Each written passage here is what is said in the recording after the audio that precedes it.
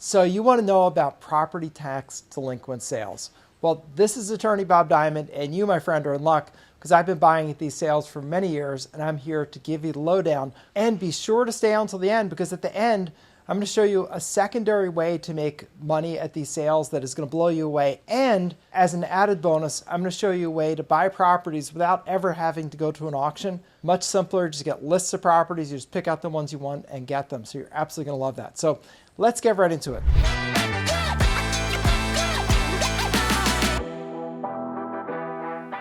Property tax delinquent sales are where properties are sold because someone didn't pay their real estate taxes. And typically, if a homeowner doesn't pay their taxes for 3 to 4 years, then the government will force that property to be sold. This is the way the system works in approximately 31 states.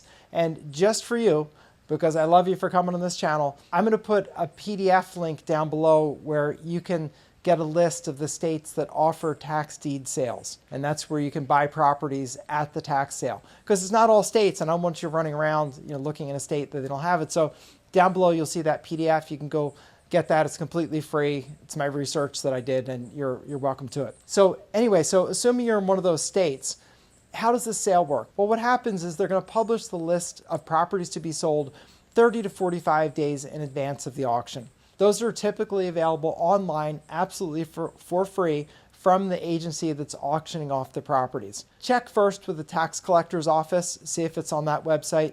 If it's not, just do a search that'll be such and such county and state tax sale. So for example, DeKalb County, Georgia tax sale. And what you'll see is generally Google's going to take you to the county website where they list the properties to be sold. And if there's no sale coming up, they'll tell you when the next sale is. Because there's some places, like in South Carolina, for example, where all the sales are held at the end of the year. So if you search anywhere except like September, October, November, December, you're not going to see any information about upcoming sales because the sales aren't until the end of the year. Most places, the sales are held more regularly. Depends on the size of the jurisdiction, maybe as frequently as weekly or monthly. Usually it's something like that. But depends on how many properties they have in that jurisdiction. The bigger jurisdiction is going to have more sales. So anyway, do that search, such and such county and state tax sale.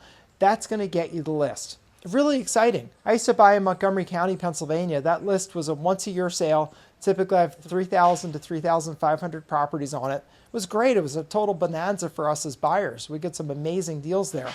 So it's really exciting to get that list. And also, while you're up there, get the terms and conditions of sale, because that's an important document that's going to tell you how and when you have to pay for the property. It's going to tell you all the information you need to know about qualifying to bid. You usually have to register in advance to bid. It's going to give you all that information so that you won't get to the auction expecting to bid and then they say, oh, sorry, bidding registration closed last week. I don't want you to be in that position. So make sure that you get those conditions of sale, read through them.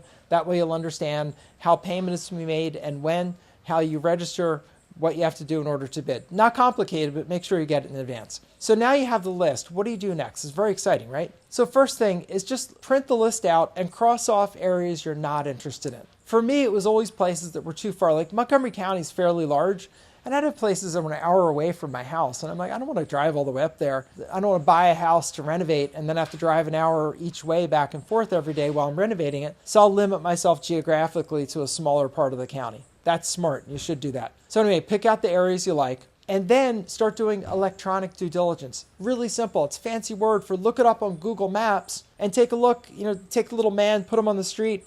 That'll get you the street view camera, and then just look around, look in the front, look to the right, look to the left, and see if this is an area that you're interested in. Do you like the property the way it looks on Google?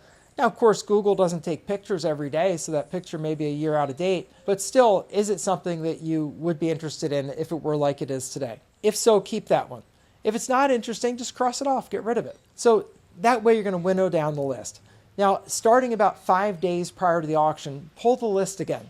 The reason I say that is once properties are listed for sale, homeowners scramble to try to get the money together to pay the taxes. So they're running around like borrowing money from friends and neighbors, pawning things, selling an extra car. They're doing everything they can do to get that tax money together. So a lot of the properties are going to drop off the list. The list of Montgomery County would typically drop by about 2/3, meaning if we had 3,000 properties on the sale list to start with, we'd probably have 1,000 by the time the sale came around, which was still great. Still lots of opportunity there, but you do have to know that. Don't expect just because it's advertised it's going to be sold, because that's not true. So pull the sale list about 5 days before.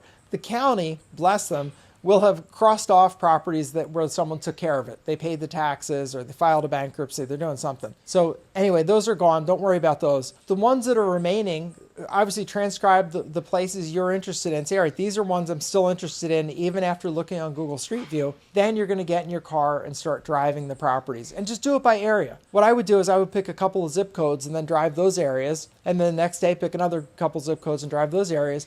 So do that, and that way you can drive by each property and see it. And when you drive by, take a careful look. Look to see any signs of water damage or fire damage. Make sure the property's still there. Sometimes these properties have been knocked down or had so much fire damage that they bulldozed them. So be aware of that. Sometimes that's why places are going to tax sale. And be bold and get out of your car and go check out that property. Never forget, there was a property I looked at inside Philadelphia where I used to be a bidder, and it was beautiful, beautiful stone front townhouse, gorgeous. So I drove, and really nice section of town. So I drove up, I'm like, wow, this is amazing. I can't believe this is going to tax sale. So I got out of my car and I started walking up to the property.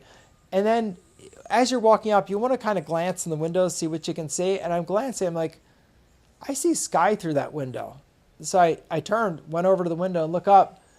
And yes, I could see the sky because there was no roof. So I pulled myself up a little bit to look in. And what do I see? Nothing. There was nothing. The whole house had just fallen down behind the facade and just fallen into the basement. It's a waterlogged, just crusty mess. And I realized all that was going on was the facade was held up by the neighboring properties. So that looked fine. But there was nothing back there. It was like a Hollywood movie set. It was incredible. And I go to the auction. I was kind of laughing with my friends about it. I'm like, oh, you wouldn't believe this property. Did you see that one? And we're talking about it. And then some guy who we'd never seen before comes in, like he's bidding like a madman, buys the properties, look around because no one else is bidding. And we're all like, so anyway, he gets the property. And I'm thinking, this guy has no idea what he's doing. He didn't go see the property. He just had the address. And sure enough, that was what happened. Because I asked him about it, and I was like, oh, so what do you think of that property? He's like, oh, that section of town's unbelievable. I was like, oh, did you see the property? He's like, no, I haven't seen it, but I'm going out now. I'm like, okay, good idea. And that's a sale where you pay the minute you're the successful bidder. So you pay and there are no refunds. And I was like, oh, the poor guy. I didn't want to be the one to be the bearer of bad news. I figured I would just leave it up to him to figure out, but I felt sorry for him. So these are not things to go in uninformed. You definitely need to check the property out before you go in. But basically, a really good way to acquire properties at great prices. Make sure you know what you're doing. Make sure you learn how to do it. And it can be a really good way to invest, but you do need to learn. And let me just give you a couple of the hazards you need to know about. In some places, Pennsylvania being one of them, in certain sales, they come subject to liens and mortgages. So it doesn't actually wipe out any liens and mortgages. Those are the September upset price sales. Matter of fact, you want to learn more about that, I have a video up here on YouTube that's how the Pennsylvania tax sale works. It's the only place I know of in the country where it doesn't wipe out liens and encumbrances. So mortgages come with the property. It's crazy. Also, there are things called rights of redemption. Like in Georgia, for example, there's a 1-year right of redemption that says you don't get to take possession of that property or fix it up or live in it or rent it out or anything for a year after the sale. Because for a year after the sale, they give the person a chance to catch up on their taxes and keep their property. So you'll still get your money back. Matter of fact, in Georgia, you get your money plus 20%. But still, you really wanted the property, not just to get paid 20%. But you're also delayed by a year in all of those sales. So make sure that you learn the business. And I've got a great way for you to do that. I have a friend of mine that does this all across the country. He's been buying tax deed properties since the 1990s, knows the stuff inside out, and teaches it. And he teaches a secondary method where he just gets lists of properties that you can buy for past due taxes and just picks out the ones he wants, goes and pays just the past due taxes and gets the properties. Absolutely amazing. Only guy I know of that's doing this. Really great. I filmed a YouTube video with him. It's an interview with Tony. There's a link down below. Go click on that link and watch the interview with Tony. It's really an amazing way that he does business. It's a great way to do business. It's better than just being a bidder at the sale. And you don't have any competition. It's really wonderful. So that's a great way to do it. Second thing is, remember I promised you I'd show you a second way to make money at the tax sale? Well, there's something called overages, which involves extra money left over at the tax sale. Often there are big slugs of extra money left over, and you can get yourself a percentage percentage of that. I make more money with that than I ever made as a bidder at a tax sale. It's amazing. It's just cash money. I don't deal with renovations. I don't deal with properties. When I go to tax sale, I just go to pick out the best property that I really like. I don't go there desperate to get properties like other people, and you can get in on this action. So I put up a training video on that. You can look there. It's my introduction to the Overages Business video. There's a link down below. It's a 15 or 20 minute video where I introduce you to this business opportunity. And if you're in tax sales, you need to know about overages because it is a huge profit center. And if nothing else, you're going to make money on properties that other people win at the auctions. Really, really amazing. So go check that out. Click on the intro to the Overages video and I will see you over there. So whatever you decide to do, I wish you the best of luck. My suggestion is better than bidding at the auction is follow Tony's system and definitely supplement it with the Overages Business. You're absolutely going to love it. So it's Attorney Bob Diamond, out of time for now, but thanks for being here and I'll see you next time. Click on the links and I'll see you on one of the other two videos, either my interview with Tony or intro to overages. So over and out for now.